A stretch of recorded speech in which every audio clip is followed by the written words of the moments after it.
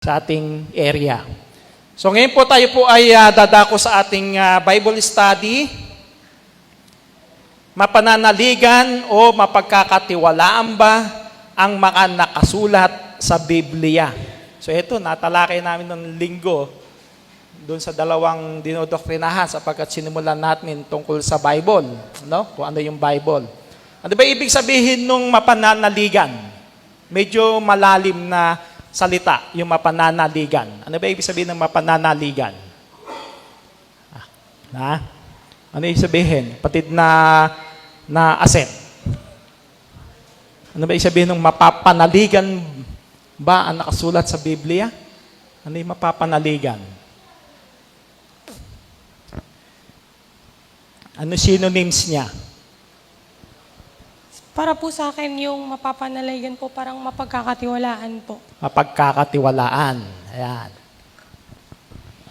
Tingnan nga natin, no? Pakibasa nga. Ayan. Mapananaligan, mapagkakatiwalaan, paniwala, trustworthy, reliable, reliability, trusted or believe, dependable. Ayan. So yun yung mapananaligan, mapagkakatiwalaan, trustworthy. Diba? Mapapanaligan. Medyo malalim kasi yung mapapanaligan, lalo na sa mga kabataan, medyo hindi mo intindihan kung ano yung mapapanaligan. Yung pala yun, trusted or believe. Yan. Reliable. So reliable, yung banal na kasulatan. Tingnan natin, ano nga ba yung katiyakan na ang Biblia ay mapapanaligan, na ang Biblia ay nasulat at nabuo sa pamamagitan ng salita ng Diyos, sa pamamagitan ng Diyos. Kasi maraming tao ngayon, lalo yung mga ateista, na hindi naniniwala doon sa Diyos. Lalo silang hindi naniniwala sa Bible. May mga taong ganun na kahit ng Kristiyano, sinasabing Kristiyano, pero hindi pa rin naniniwala sa Bible Kasi, maniniwala kami dyan, sinulat lang ng tao yan. No? Sinulat lang ng tao yan. Ano ang katunayan natin na hindi lang basta ito ay sinulat ng tao? Basahin nga natin. Sa 2 Pedro 1:20 hanggang 21. Na maalaman muna ito na alinmang hula ng kasulatan ay hindi nagbuhat ng sariling pagpapaliwanag, sapagkat hindi sa kalooban ng tao dumating ang hula kailanman, kundi ang mga tao ay nagsalita buhat sa Diyos na nangaudyakan ng Espiritu Santo. Yan. So, hindi lang sa kalooban ng tao dumating yung hula. Yung mga kaalaman. Biro mo, si Moises, paano niya naisulat yung 5 aklat? No? Genesis, Exodus, Levitico, Bilang, Deuteronomio. Siya may sulat ng 5 aklat na yun Sinulat ni Moises yung paglalang ng Diyos. Wala pa naman si Moises doon. Sinulat ni Moises yung tungkol nangyari kay Eva at kay Adan. Yung nangyari kay Abraham. Wala pa naman siya doon. Hindi pa naman siya tao. Di ba? Paano niya naisulat yon? Yun nga yung sabi, nagsalita buhat sa Diyos na nangaudyukan ng Espiritu Santo. So lahat ng mga sumulat, author na tao, inudyukan ng Espiritu Santo. So hindi sariling kanilang kaalaman, kundi kapangyarihan ng Diyos na ipinagkaloob sa kanila upang maisulat yung hindi pa naman nila narating yun, hindi man nila naabutan yun, pero naisulat nila. Pati yung mga bagay, si Juan, no? Yung sa Apokalipsis, karamihan dyan, puro hula. Yung mangyayari pa lang, future pa lang na mangyayari, pero naisulat na niya sa pamamagitan na naudyukan sila ng Espiritu Santo. Ngayon, isa rin dun sa idea, pakikita natin na talagang noong pa man, makikita natin na totoo, mapananaligan yung Bible. Sa panahon, nung unang panahon pa lang, sa panahon ng Griego, pinag-aralan na ng mga eksperto sa panahon na yon. Nila Aristotle, ni Eratosthenes, tulad din nung the explorer na si Magellan, ano yung ano nila sa daigdig? Bilog. Diba? Sinasabi nila, bilog. So, napatunayan nila na bilog yung mundo. At yun ay nakasulat din sa Bible. Tingnan natin. Isaiah 40:22. Siyang nakaupo sa balantok ng lupa, at ang mga nananahan doon ay parang mga balang. Siyang naglalahad ng langit na parang tabing, at inilalahad na parang tolda upang tahanan. Ayan. Sabi, siya ang nakaupo sa balantok. Doon sa English, he that sitteth upon the circle of the earth. Circle of the earth. So doon pinakikita ng Bible na bilog ang mundo. Hindi pa man pinag-aaralan ng tao, nakasulat na sa Bible na talagang bilog ang mundo. At napatunayan ng mga nagsaliksik, no? Na talagang bilog ang mundo. Lalo na nung makarating na sa outer space, nakita nila yung mundo talagang bilog. So, pinakikita ng banal na kasulatan. Sa kalagayan ng mga naninirahan din dito sa lupa, ano yung hula ng Biblia na mangyayari sa mga bansa dito sa lupa? Meron nang rin hula na mangyayari sa paano yung sa kapaligiran, sa tao, no? May mga hula na nangyayari. Nangyari noon at patuloy na nangyayari. Ano ang isa doon sa mga hula? At mga karirinig kayo ng mga digmaan at mga alingaw-ngaw ng digmaan, ingatan ninyo na huwag kayo magulumihanan sapagkat kinakailangang ito yung mangyari, datapwat hindi pa ang wakas. Yan. So, doon pa mang wala pang digmaan, sinabi na, no? Kahit sa kung ano yung mangyayari sa hinaharap. Ngayon, talagang makikita natin, alingaw-ngaw ng digmaan, mga balita, no? Na talagang patuloy na nangyayari yung mga digmaan. So, katunayan lang na pinakikita na ang Biblia ay talagang totoo, mapananaligan, mapagkakatiwalaan, reliable, sapagkat sulat ng Diyos. Ang mismo, ang Diyos, ang author, na kinasangkapan lang ang mga tao. Yan. Ngayon, ano rin yung dapat nating gawin sa Bible? Para yung mga bagay na yan malaman natin. Para malaman ng tao kung ano yung utos ng Diyos. Ano ang dapat nating gawin sa Bible? Si Blue, napag-aralan natin nun yan, no? Ano ang dapat nating gawin sa Bible para malaman natin yung mga nilalaman yan? Babasahin po natin ng mga Ayan, mabuti yung Bible. babasahin yung Bible. Pakibasa mo nga. Inyong saliksikin sa aklat ng Panginoon at inyong basahin. Kahit isa sa mga ito ay hindi magkukulang. Walang mangangailangan ng kanyang kasama sapagkat iniutos ng aking bibig at pinisan sila sa kanyang espiritu. Yan. So, saliksikin. Paano natin masasaliksik? Kailangan magbasa. Di ba? Madali na lang magbasa ngayon ng Bible. Kasi di ka nabibili ng aklat mismo kasi dito lang sa cellphone, pwede mo na siyang i-download, no?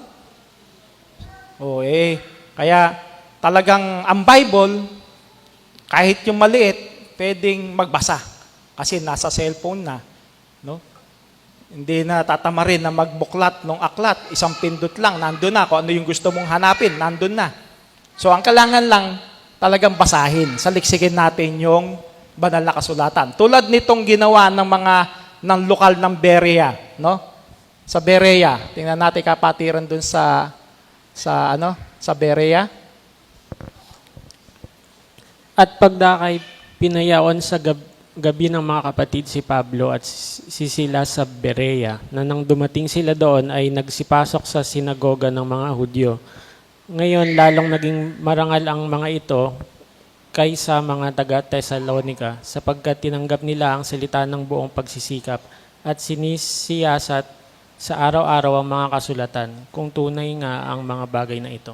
Ayan, yung ginawa ng mga taga-Berea, mas naging marangal daw sila kaysa doon sa mga taga-Tesalonika, yung lokal ng Tesalonika. Kung bakit, talaga sinisiyasat nila yung salita ng Diyos, yung Bible. Araw-araw, nagbabasa sila para malaman nila yung katotohanan. Kung meron sila mga katanungan sa kanilang sarili, talagang nandoon yung pagbabasa, pagsisiyasat nila para malaman nila kung ano talaga yung nakasaad sa banal na kasulatan. Di ba? Ngayon, gaano rin kabisa yung salita ng Diyos na nakasulat sa aklat. Hebreo 4:12. Sapagkat ang salita ng Diyos ay buhay at mabisa at matalas kay sa alinmang tabak na may 2 talim at bumabaon hanggang sa paghihiwalay ng kaluluwa at espiritu, ng mga kasukasuan at ng utak at madaling kumilala ng mga pag-iisip at mga haka ng puso.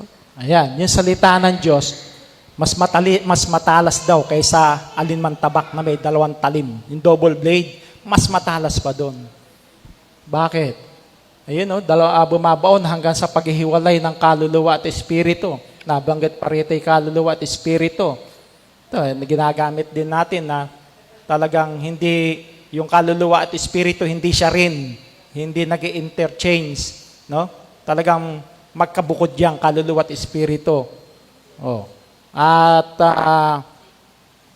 madaling kumilala ng mga pag-iisip at mga haka ng puso. Makita natin, pag tayo nagbabasa ng Biblia, di ba? Pag tayo nagbasa, kung meron kang, kuminsan yung ikaw mismo na nagbabasa, tinatamaan, nakukonsensya ka doon sa mga nabasa mo dahil maaring meron ka nagawang hindi maganda ng mga nagdaang araw, pero pag nakapagbasa ka ng Bible, tumatagos sa puso't isipan mo yan eh.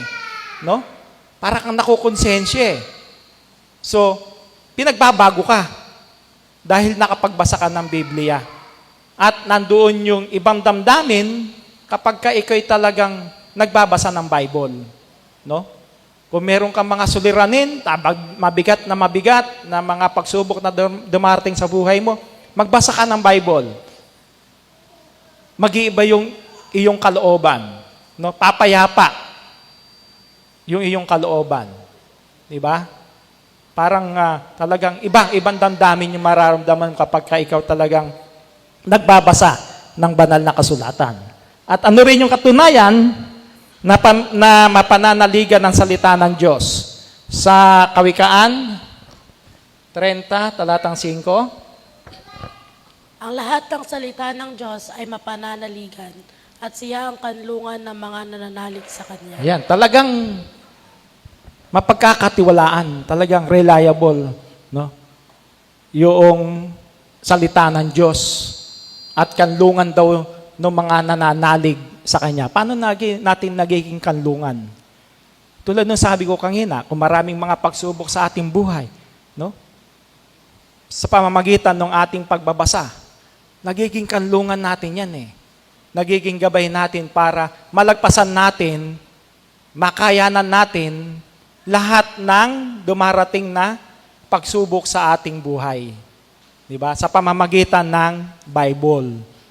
Na kung saan nandoon ang nakasulat ang salita ng Diyos. Ngayon, ano yung may tutulong at may bibigay sa atin ng salita ng Diyos? Ano ba yung may itutulong sa atin ito? Magbigay nga kayo. Ano may tutulong? Ano may ibibigay sa atin? Ano yung kapakinabangan natin? Kapag tayo'y nagbabasa ng Biblia, pag nalaman natin yung katotohanan mula sa banal na kasulatan, ano ang maihahatid sa atin nito? Ha? Ano kayo may bibigay sa atin? Hatid na Ronald.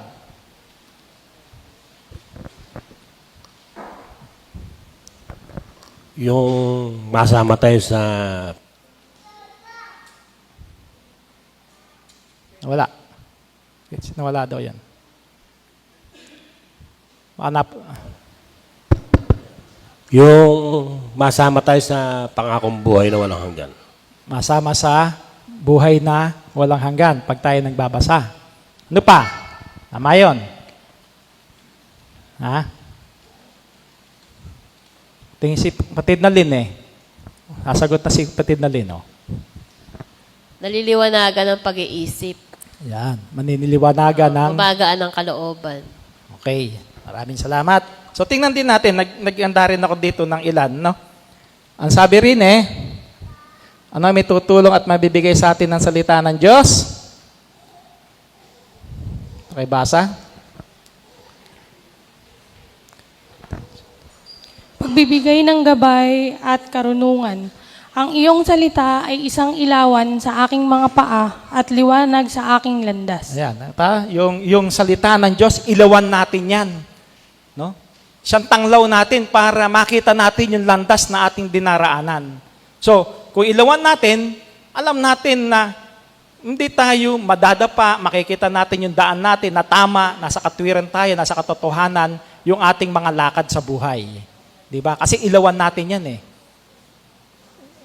Wala tayo dun sa kadiliman. Kundi talagang yan ang gabay, magiging gabay natin, magiging liwanag, tanglaw sa ating landas para tayo ay hindi madapa.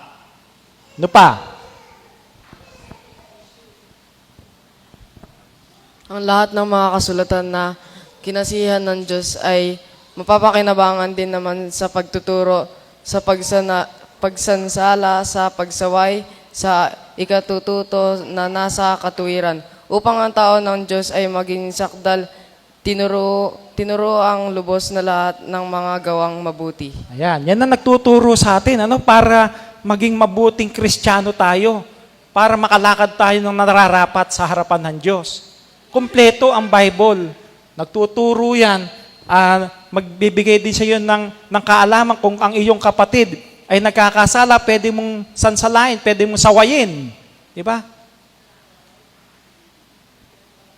Mapapakinabangan natin na sa ikatututo ka na nasa katwiran. So lahat kompleto ang Bible. Talagang diyan natin malalaman ang lahat ng katotohanan at katwiran ng Diyos. Pagtutuwid at pagpapalakas ng moralidad. Next. Pagpapalakas ng pananampalataya at pag-asa, sapagkat ang anumang mga bagay na isinulat ng una ay nangasulat din sa ikatututo natin upang sa pamamagitan ng pagtitiis at pag-aliw ng mga kasulatan ay magkakaroon tayo ng pag-asa. Ayan. So, nasulat yan para sa ikatututo natin. No? Malaman natin lahat ng bagay na may kinalaman tungkol sa Diyos at sa Panginoong Kristo, kung sino yung dapat nating sampalatayanan. Siyang magpapatibay, magpapalakas ng ating pananampalataya at yung pagkakaroon ng pag-asa natin doon sa pangako ng Diyos na buhay na walang hanggan. So, yan ay nandoon sa Bible. Matututunan natin lahat ng mga gawang kabanalan sa harapan ng Diyos. No? Strengthening faith and hope. Sunod.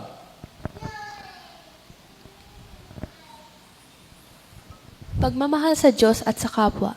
Gayunman, kung inyong ganapin ang kautusan ng hari, ayon sa kasulatan, iibigin mo ang iyong kapwa na gaya ng sa iyong sarili, ay nagsisigawa kayo ng mabuti.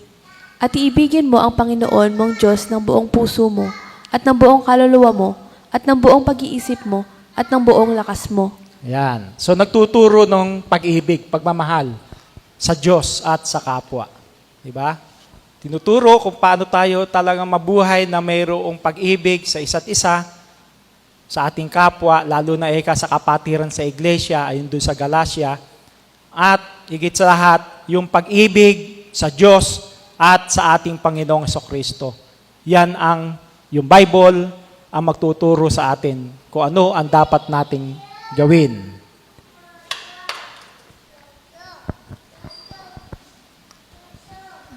magbibigay ng kaligtasan, at mula sa pagkasanggol ay iyong nalalaman ang mga banal na kasulatan na makapagpadunong sa iyo sa ikaliligtas sa pamamagitan ng pananampalataya kay Kristo Jesus. Ayan. So magbibigay ng kaligtasan. Lagi natin sinasabi, maraming aklat sa sanlibutan ito. Iba't ibang aklat. May pang medisina, no? Merong pang engineering, iba't iba. Kung ano yung iyong kinukuhang kurso, at maging kung ikaw man ay senior o junior high school, lahat ng libro na yan, magagamit ng tao para siya'y matuto. No? Pero hanggang dun lang.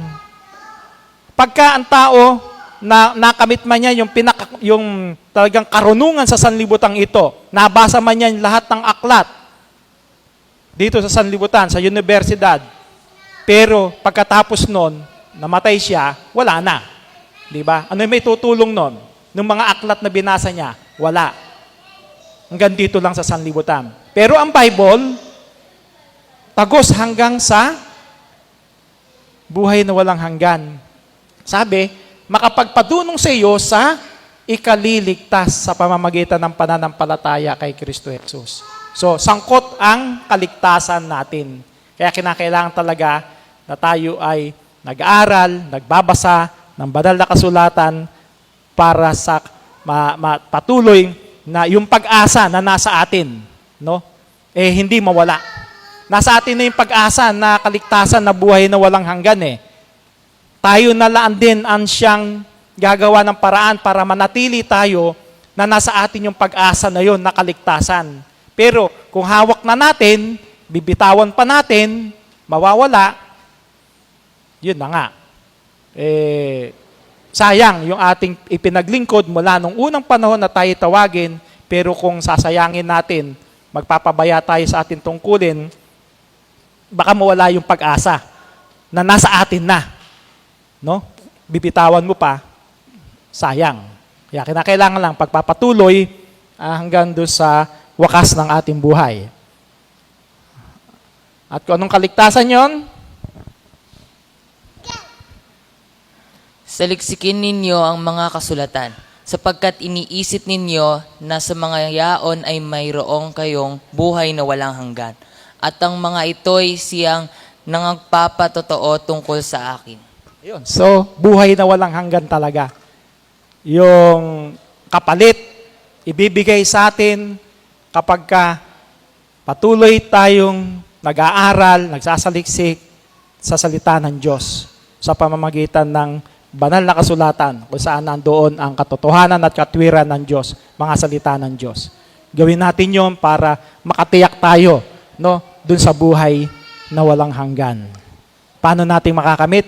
Kinakailangan nananatili tayo sa loob ng iglesia. Kinakailangan ginagawa natin yung tungkulin natin sa iglesia sapagkat yun ang nakasulat sa banal na kasulatan. Kung tayo nagbabasa ng banal na kasulatan, alam natin yung laman ng banal na kasulatan, hindi tayo magpapabaya sa ating tungkulin sa iglesia sapagkat yun ang hinihingi ng Diyos, hinahanap ng Diyos sa bawat isa sa atin na tayo maging maalab sa ating pananampalataya, no, magampanan natin yung ating tungkulin bilang mga anak na tinawag ng Diyos na mayroong pangako doon sa buhay na walang hanggan. So yun po yung ating paksa sa Bible study tungkol sa Biblia, kung ito ba ay mapananaligan o mapagkakatiwalaan. Totoo ba? At nalaman natin, base na rin sa ating binasa sa banal na kasulatan, talagang mapananaligan natin ang Biblia sapagkat mismo ang Diyos, ang author, na kinasangkapan lang niya ang mga tao para gumawa at sumulat nito. So yun po, kung meron kayong gustong liwanagin, i-share, itanong. Kung wala po, ay akin po muling ibinabalik sa ating mahal na diakono. Maraming salamat.